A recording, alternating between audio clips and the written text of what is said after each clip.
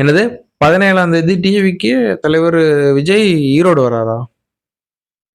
அதாங்க இல்ல. அவர் வந்து கிட்டத்தட்ட நவம்பர் 4, 5 அந்த டேட்ல தான் ஈரோடு வராராமா. அவரோட சுற்றுப்பயணத்தோட என்னென்ன ரூட் மேப்புங்கிறத இன்னைக்கு அனௌன்ஸ் பண்ணியிருக்காங்க. வாங்க அது என்னன்னு பார்ப்போம். எனக்கு கொஞ்சம் தெரியாது. கொஞ்சம் பார்த்து தான் சொல்லப் போறேன். கொஞ்சம் இல்ல முழுசாவே பார்த்து தான் சொல்லப் போறேன்.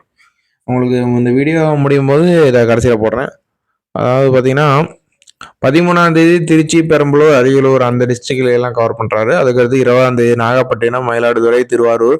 அதுக்கடுத்து 27ஆம் தேதி திருவள்ளூர், வடசென்னையில கவர் பண்றாரு. அதுக்கடுத்து 4ஆம் தேதி அப்படி இங்க வராரு. கோயம்புத்தூர், திருப்பூர், ஈரோடு, நீலகிரி.